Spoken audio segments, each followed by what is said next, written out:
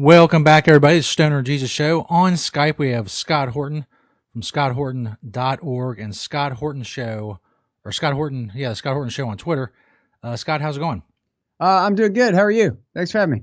Pretty good. Not a problem. Thanks for coming on. I know you're busy. You got a lot of stuff going on. You do many interviews with people. So I appreciate you taking the time to come on. For people who don't know your background, you're considered an expert by many when it comes to like the wars in Afghanistan and Iraq and other Middle Eastern conflicts and other wars around the world. Can you give us like a quick little background for people who may not know who you are? Sure. Well, I started in pirate radio in about 1998, late part of 98, early 99 on Free Radio Austin here in Austin, Texas. And then I started working for antiwar.com. I was on Chaos Radio after that. And I started working for antiwar.com in about 2005, 2006, part-time, and then I'm the opinion editor there now. And I've been hosting more or less a daily interview shows for 11 years now, since the beginning of '07. So that's my main thing. And then also I'm the author of the book Fool's Errand, Time to End the War in Afghanistan, which started out as a book about the whole terror war, but I kind of got stuck on chapter 2. So it became an Afghanistan book. And then I run my own institute, which is the Libertarian Institute. It's me and Sheldon Richman, and our friend Jared LaBelle helps run it. It was Will Grigg, the great William Norman Grigg as well, but he died last year, last April. But anyway, we're kind of pulling through and trudging along there at the Libertarian Institute, and then that's about it. Awesome. So obviously you spend a lot of time researching the war in Afghanistan, the Middle East, and stuff like that. Compared to that, how much time have you spent actually checking out the war on drugs and then researching what's going on there? Well, to be honest, that was a big part of my early politics. When I was in high school and shortly after that was the war on drugs. It's one of the first things I learned, about real deep state politics was the Republicans selling drugs in the 1980s to pay for the death squads in El Salvador and Nicaragua. While at the same time, the Reaganites were the ones, pushing the whole war on drugs and treating it like a war against particularly poor and darker skinned people, And so, like in high school, I wrote a report about how pot became illegal in the first place and Red the Emperor Wears No Clothes and all that cool stuff, back then. I guess overall, and the drug war is hugely important. I guess, my kind of place in the division of labor is maybe I'm a little bit better at covering Iraq and Afghanistan than I am covering the drug wars. This seems more important to me, the actual, the real worse war. The war on drugs here, it is a literal war in a lot of ways, but it's mostly a metaphorical war, which is bad enough. But the actual wars, that's kind of worse. But anyway, you know what I mean. It's all kind of part and parcel of the same empire. It's just a racket. It's the same kind of racket, paying cops and soldiers to keep failing and to continue pushing boulders uphill and never succeed and never run out of, quote, work to do without ever having to get real jobs. Yeah, it seems that I guess especially since World War II that we've kind of been in this war mindset that, hey, we beat Hitler and all this other stuff and the Japanese with war, so we can just tackle anything with war, whether it's a foreign war or the war on poverty or the war on drugs. Is that something you ever see ending, or is that just a permanent cycle that we've gotten ourselves into? Yeah, it's tough. I think I remember reading somewhere that was a big inspiration for Karl Marx, was seeing the success that the government had in regimenting society in order to go to war. And if government can accomplish all this to go to war, then why can't they accomplish all this to make sure that everybody's fed or, whatever it is? And then we've seen this, maybe Marx is the argument ad absurdum, right? But we've seen this certainly among Americans after World War I and World War II, among the progressive movements, that just look at just what we're capable of when we really put our mind to it. And that kind of thinking. And so,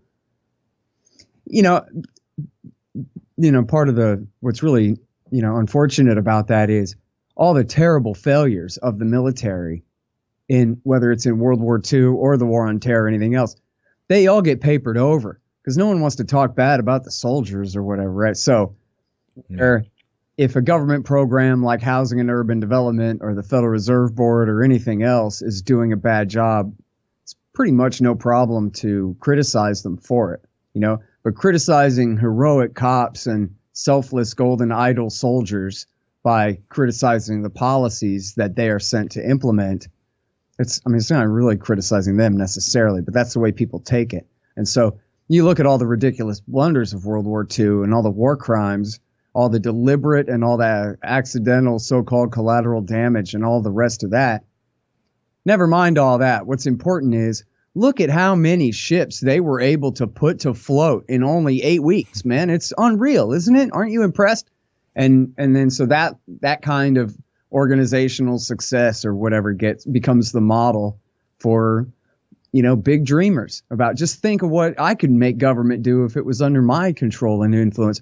You know what? I bet we could eradicate alcoholism or say heroin addiction or people sitting around smoking pot, telling jokes or whatever it is we think is going to, you know, hurt us so bad. What is it that government can do? They can land a man on the moon. So proverbially speaking, the government ought to be able to do anything to accomplish anything that we can agree is a greater societal goal or whatever. That, I think, really is the mindset.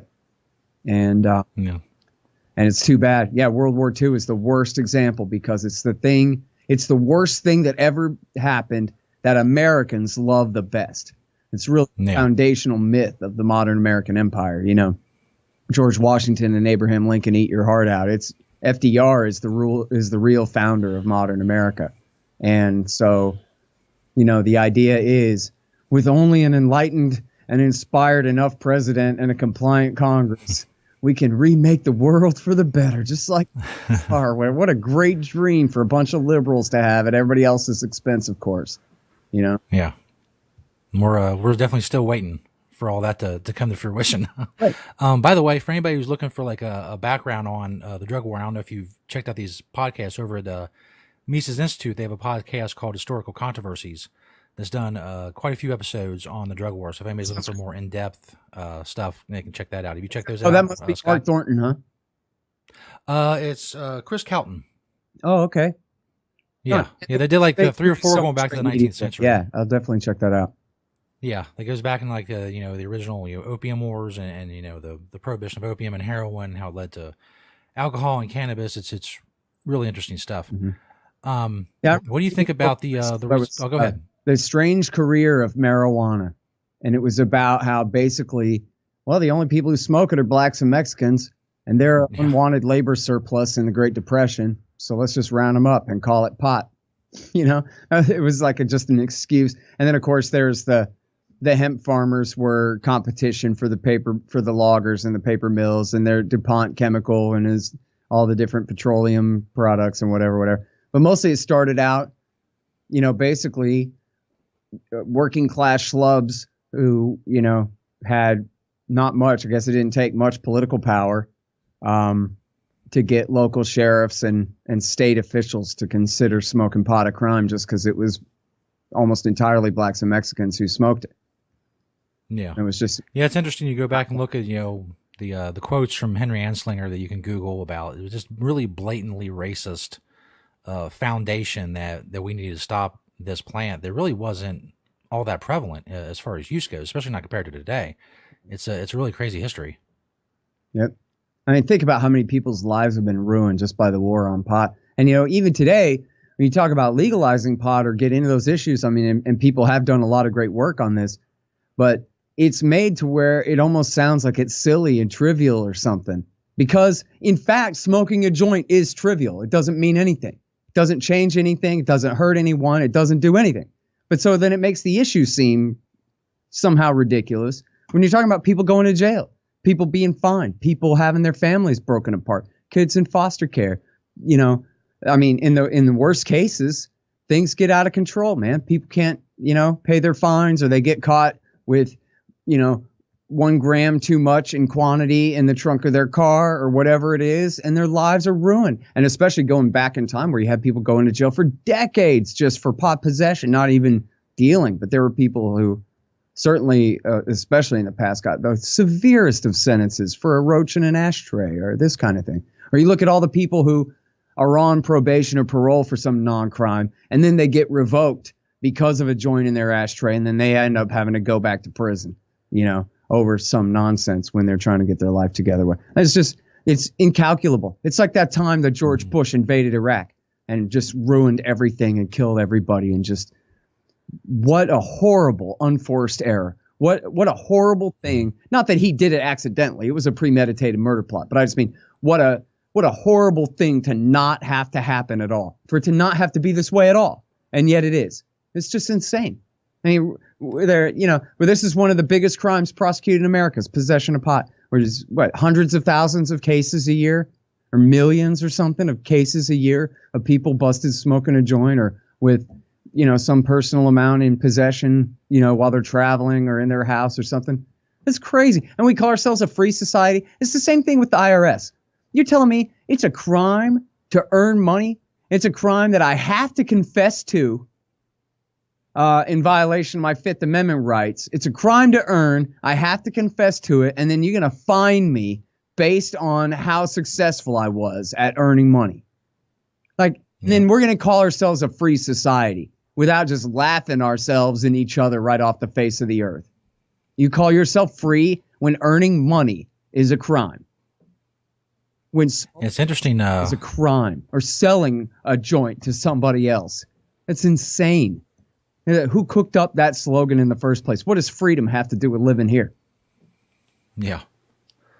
It keeps people in line. They think they're free, and they'll shackle themselves, as has been said. It's interesting you should mention Iraq, because my path to libertarianism, really that was a key part of it. Is March 2003, I was a George W. Bush fan. I was a George W. Bush voter. I was recording CNN on the VCR. I was going to have a record of this, us bringing democracy and freedom to this country, these poor backwards people who have suffered under Saddam Hussein. And George W. and the Americans are coming there and make everything great. And just the 14, now almost 15 years of just abject failure and destruction that we brought to that country. I don't see how anybody can ever be pro-war in any sense after seeing just how horribly that was what we were told and what happened, and is just the debacle of unimaginable proportions.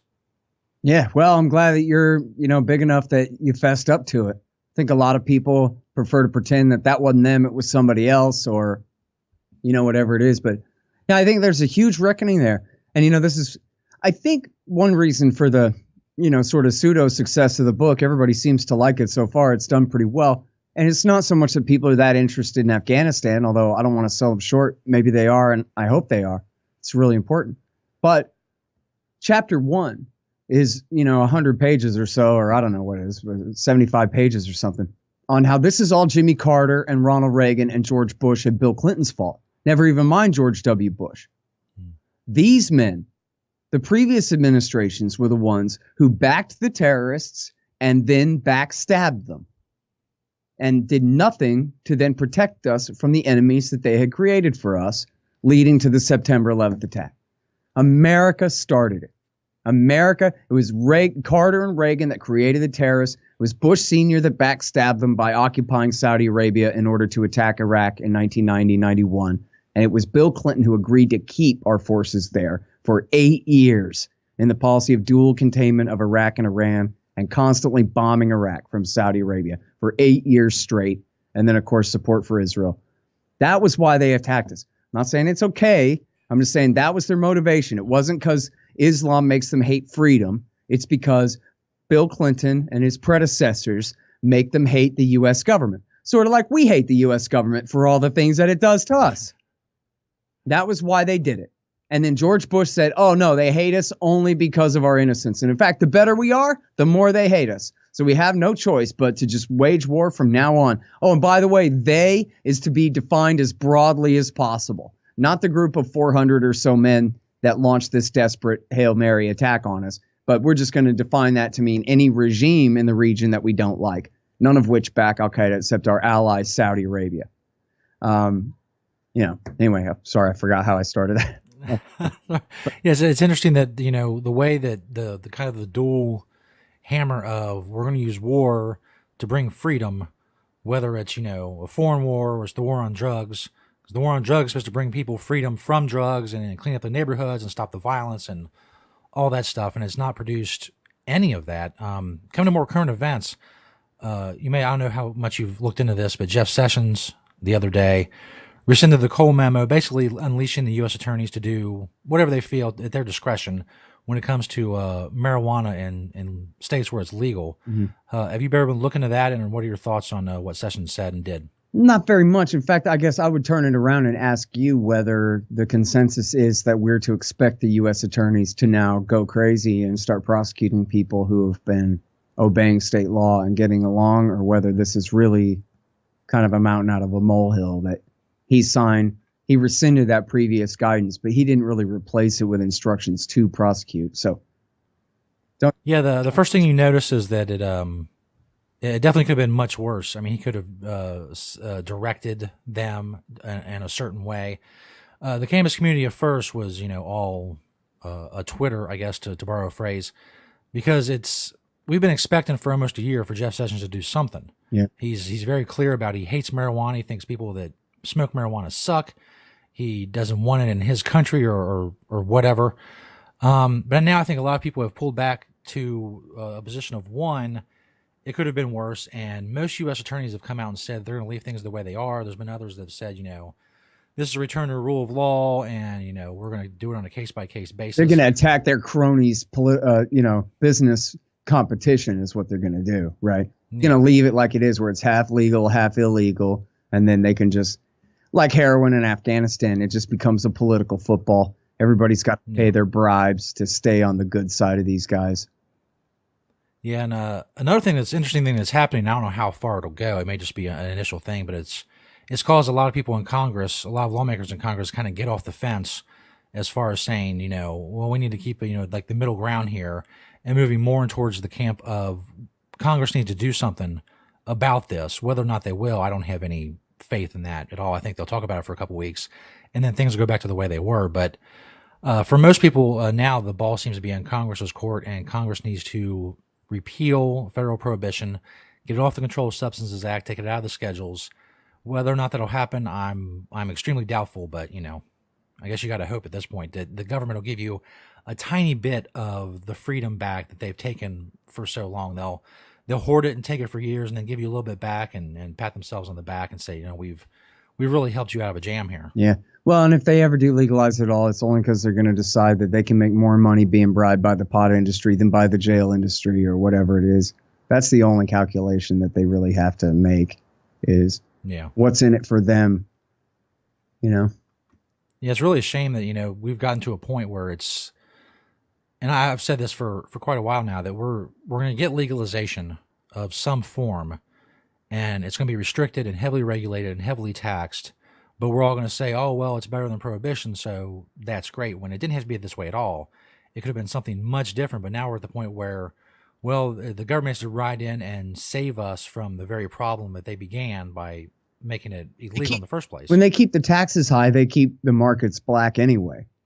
Yeah. I mean, I think we've seen that already, and especially like in Washington State, where they make the barriers to running a pot business and the barriers to buying pot so high that people just still go to their regular guy that they used to go to anyway. Yeah. So prices don't even go down that much, and because there's still profit to be made in smuggling and selling on the black market. So yeah, when you look at Canada now, there's a lot of profits. Just turn the markets open and just legalize it, full stop. Let people just grow it in their house or trade it with their friends like stamps or whatever they want, like anything else.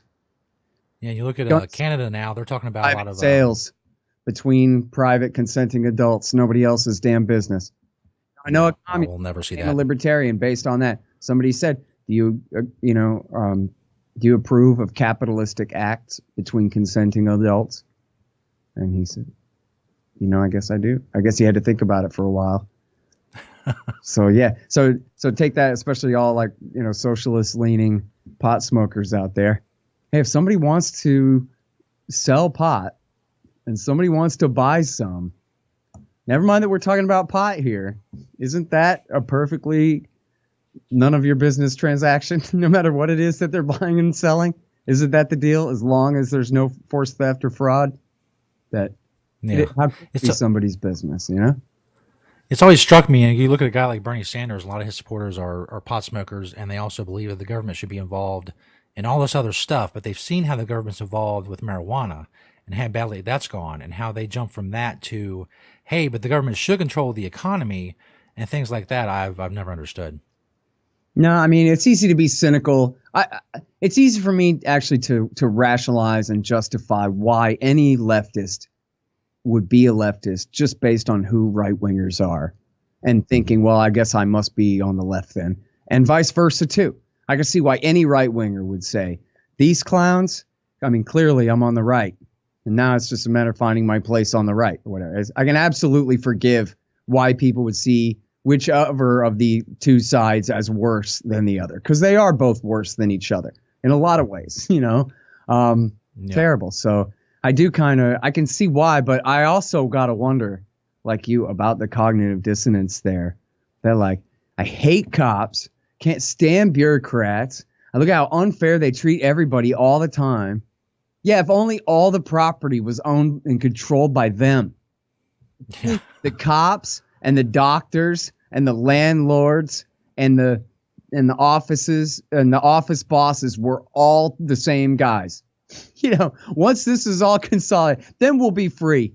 Once we create a dictatorship of the proletariat, yeah, I'm sure the proletariat are going to be the ones ruling the dictatorship. And then once they're done making everything perfect, then everything's going to be fair and equal and fine. I mean, that's hardly even stupid, right? What's lower than...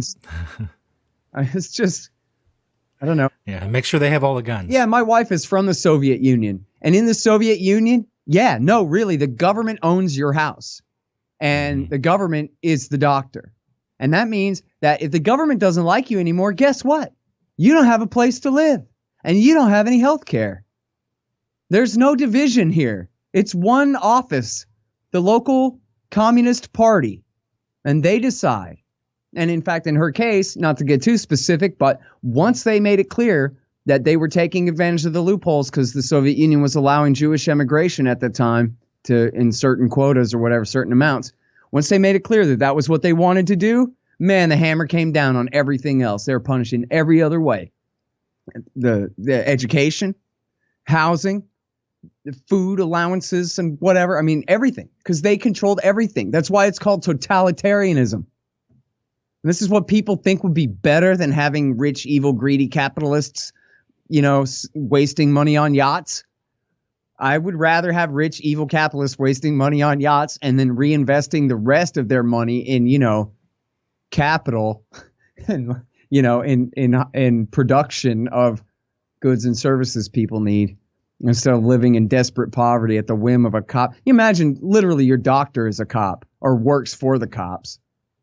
Your grocer is a cop. You know, people think that that would be an improvement upon the current system. Anyway. It's definitely incredible. I thought I want to thank you. Had too many cops with too many responsibilities, you know? Before we let you go, Scott, is there any other projects or anything else maybe we can be found online, or anything else you got going on that you want people to know about? Yeah, sure. I got a bunch of speeches and stuff I'm giving mostly about the book. On February the 3rd or the 8th or something, I'm doing Thaddeus Russell's, the 7th. February the 7th, I'm doing Thaddeus Russell's Renegade University. I'm doing a speech in Corpus Christi on the 18th of this month for the Republican Liberty Caucus there. And then March 2nd through 4th, I'm going to be in Washington, D.C. I'm going to be tabling at the Israel Lobby Conference. Then I'm going to be, I think, speaking at the Students for Liberty and also at the Tenleytown Library there in D.C. At the beginning of March.